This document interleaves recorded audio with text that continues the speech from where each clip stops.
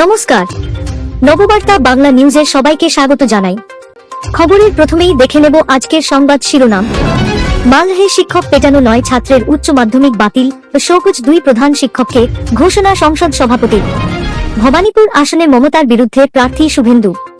নিজাম প্যালেসে গোপন বৈঠক, বিস্ফোরক তথ্যে তোলপাড় রাজ্য। হোলিতে শুক্রবারের নামাজ হবে না, শান্তি কমিটির সভায় এডিজির নির্দেশ। মুসলিম পক্ষ কি বলেছে জানুন। শ্লীলতাহানি, চরম বিপাকে শিক্ষামন্ত্রী। ব্রাত্য বসুর বিরুদ্ধে দায়ের হয়েছে এফআইআর। চাপে এক হেভিওয়েটও। দলের সুপ্রিমো মমতার সঙ্গে কি অভিষেকের দূরত্ব বাড়ছে?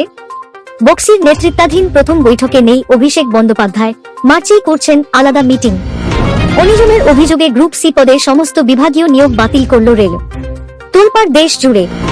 আগামী 48 ঘন্টায় আবহাওয়ার বিরাট বদল, 3 জেলায় বৃষ্টির পূর্বাভাস। সংবাদ শিরোনামগুলো শুনছিলেন, এবার জানাবো পুরো সংবাদ। প্রতিদিনের খবরের টাটকা আপডেট পাওয়ার জন্য আমাদের নববার্তা ইউটিউব চ্যানেলটিকে সাবস্ক্রাইব করুন। আসছি বিস্তারিত খবরে। মালদহে স্কুলের শিক্ষকদের মারধরের ঘটনায় 9 কীর্তিমান পড়ুয়াকে চিহ্নিত করেছে উচ্চ মাধ্যমিক সংসদ। তাদের সকলের পরীক্ষা বাতিল করা হয়েছে। পাশাপাশি 2 স্কুলের প্রধান শিক্ষককে শোকজ করা হচ্ছে। বৃহস্পতিবার এমনটাই জানালেন উচ্চ মাধ্যমিক শিক্ষা সংসদ সভাপতি চিরঞ্জিত ভট্টাচার্য। চিরঞ্জিত ভট্টাচার্য আরও জানিয়েছেন, মালদহের কালিয়াচক 3 নম্বর ব্লকের চামাগ্রাম হাই স্কুলের শিক্ষকদের মারধরের ঘটনায় জড়িত কামরিটোলা হাই মাদ্রাসার 9 জন উচ্চ মাধ্যমিক পরীক্ষার্থীর পরীক্ষা বাতিল করা হবে। সেই সঙ্গে 2 স্কুলের প্রধান শিক্ষকদের শোকজ করা হচ্ছে। তবে আপাতত পরীক্ষা দিতে পারবে বাকি পড়ুয়ারা। কিন্তু যদি দেখা যায় তাদের মধ্যে আরও কেউ শিক্ষকদের মারধরের ঘটনায় যুক্ত, তাহলে তাদেরও পরীক্ষা বাতিল করা হবে।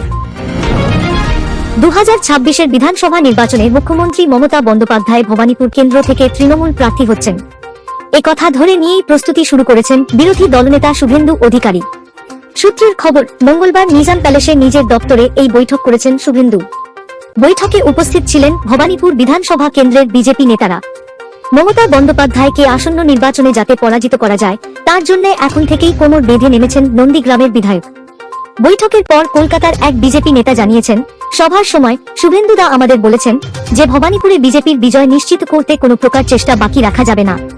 তিনি আরও ইঙ্গিত দিয়েছেন যে তিনি নিজে ভবানীপুর আসন থেকে প্রতিদ্বন্দ্বিতা করতে পারেন।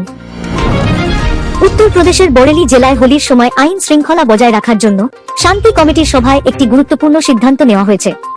বৈঠকে একমত হয়েছে যে এবার হোলির শোভাযাত্রার কথা বিবেচনা করে শুক্রবারের নামাজের সময় পরিবর্তন করা হবে। সকল মসজিদের ইমামরা পরিস্থিতি অনুযায়ী নামাজের সময় নির্ধারণ করবেন। আলা হযরত দরগার প্রতিনিধিরা এবং শহরের অন্যান্য সম্মানিত ব্যক্তিরা সভায় উপস্থিত ছিলেন, যারা সম্প্রীতি বজায় রাখার জন্য প্রশাসনের প্রতি তাদের সমর্থন ব্যক্ত করেন। যাদবপুর কাণ্ডে নয়া মোড়। যাদবপুর বিশ্ববিদ্যালয়ে সংঘর্ষের ঘটনা নিয়ে আহত ছাত্র ইন্দ্রানুজ রায়ের অভিযোগের ভিত্তিতে এফআইআর দায়েরের নির্দেশ দিয়েছিল কলকাতা হাইকোর্ট। এবার এফআইআর পুলিশের। শিক্ষামন্ত্রী ব্রাত্য বসু, অধ্যাপক ওম প্রকাশ মিশ্রের বিরুদ্ধে খুনের চেষ্টা, মহিলাকে মারধর, শ্লীলতাহানি, হুমকি সহ একাধিক ধারায় মামলা রুজু করেছে পুলিশ। গতকাল হাইকোর্টে এই সংক্রান্ত এক মামলার শুনানিতে বিচারপতি তীর্থঙ্কর ঘোষ মন্তব্য করেন, যা ঘটেছে তা সহজেই এড়ানো যেত। পুলিশের গা ছাড়া মনোভাবের জন্যই এই বিপত্তি ঘটেছে। রাজ্য পুলিশ গোয়েন্দা বিভাগের ভূমিকায় প্রশ্ন তুলে বিচারপতি বলেন, সাদা পোশাকে পুলিশ তো থাকেই, এমন অনেক কাজই আপনারা করেন যেটার অনুমতি থাকে না। এক পক্ষের বয়ানের ভিত্তিতে অভিযোগ দায়ের হয়েছে, অপর পক্ষের বয়ান কেন নেই সেই নিয়েও প্রশ্ন তোলেন বিচারপতি। পাশাপাশি এই মামলার সঙ্গে স্পেশাল ব্রাঞ্চকে যুক্ত করার কথা বলে হাইকোর্ট। ভুতুড়ে ভোটার ধরতে কোর কমিটি গড়ে দিয়েছিলেন তৃণমূল সুপ্রিমো মমতা বন্দ্যোপাধ্যায়। নেতাজি ইন্ডোর স্টেডিয়ামে অনুষ্ঠিত হওয়া সেই মেগা বৈঠকের মঞ্চে মমতার পাশেই বসেছিলেন দলের সর্বভারতীয় সাধারণ সম্পাদক অভিষেক বন্দ্যোপাধ্যায়। তৃণমূলের রাজ্য সভাপতি সুব্রত বক্সির নেতৃত্বে সেই কমিটি গঠন করা হলেও দ্বিতীয় নাম ছিল অভিষেকের। আর সেই কমিটির প্রথম বৈঠকেই দেখা মিলল না অভিষেকের। শুধু তাই নয়, পৃথক বৈঠকেরও ডাক দিয়েছেন অভিষেক বন্দ্যোপাধ্যায়। সাম্প্রতিককালে বারবার রাজ্যের রাজনৈতিক মহলের চর্চায় উঠে এসেছে তৃণমূলের অন্দরের সমীকরণ। দলের শীর্ষ নেতৃত্ব তথা সুপ্রিমোর সঙ্গে কি অভিষেকের দূরত্ব বাড়ছে, এই প্রশ্ন ঘুরে ফিরে সামনে এসেছে। তবে নেতাজি ইন্ডোরের বৈঠকে অভিষেক স্পষ্ট বলেছেন, আমার গলা কেটে দিলেও মমতা বন্দ্যোপাধ্যায়ের নাম বেরোবে, কোনো দূরত্ব যে নেই সেটাই কার্যত বুঝিয়ে দেন অভিষেক। তারপরও বৃহস্পতিবারের বৈঠকে বাড়ল জল্পনা। 15 মার্চের ওই বৈঠকে সব নেতারা উপস্থিত থাকবেন কিনা সেদিকেই থাকছে নজর। সম্প্রতি প্রক্রিয়ায় বিভিন্ন অনিয়মের অভিযোগের পরিপ্রেক্ষিতে রেলওয়ে বোর্ড গ্রুপ সি পদে সমস্ত মুলতবি থাকা বিভাগীয় নিয়োগ বাতিল করেছে। বুধবার রেলওয়ে বোর্ডের পক্ষ থেকে জারি করা একটি বিজ্ঞপ্তিতে জানানো হয়, সম্প্রতি বিভাগের নিয়োগ প্রক্রিয়ায় বিভিন্ন অনিয়ম ধরা পড়েছে, যার ফলে সিদ্ধান্ত নেওয়া হয়েছে যে 4 মার্চ 2025 তারিখ পর্যন্ত চূড়ান্ত অনুমোদিত না হওয়া সমস্ত নিয়োগ এবং এলডিসি জিডিসি পরীক্ষাগুলি বাতিল করা হবে। বোর্ড আরও জানিয়েছে, পরবর্তী নির্দেশ না আসা পর্যন্ত কোনো নতুন নিয়োগ প্রক্রিয়া শুরু করা হবে না। এবার নজর রাখবো আজকের আবহাওয়ার খবরে। চলতি সপ্তাহের শেষে আবহাওয়ার মেজাজ বদলাবে। আগামী সপ্তাহ থেকে বাড়তে শুরু করবে পারদ। আলিপুর আবহাওয়া দপ্তর জানিয়েছে, সোমবার থেকে তাপমাত্রা ঊর্ধ্বমুখী হবে। মার্চের দ্বিতীয় সপ্তাহে নাতিশীতোষ্ণ আবহাওয়া বিদায় নেবে। গরমের প্রকোপ বাড়বে, শীতের শেষ পরশ মিলিয়ে যাবে। আগামী সপ্তাহ থেকেই শুরু হবে গ্রীষ্মের দাপট। উত্তরবঙ্গে ঝড় বৃষ্টির সম্ভাবনা।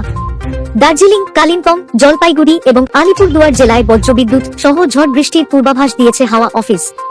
বৃহস্পতিবার থেকেই দার্জিলিং এবং কালিম্পংয়ে ঝড় বৃষ্টি শুরু হতে পারে। শুক্রবার ও শনিবারও এই জেলাগুলিতে বজ্রবিদ্যুৎ সহ বৃষ্টির পূর্বাভাস রয়েছে। বিশেষ করে শনিবারের জন্য হলুদ সতর্কতা জারি করা হয়েছে। পাহাড়ি এলাকায় ঝড় বৃষ্টির কারণে আবহাওয়ার উল্লেখযোগ্য পরিবর্তন হতে পারে।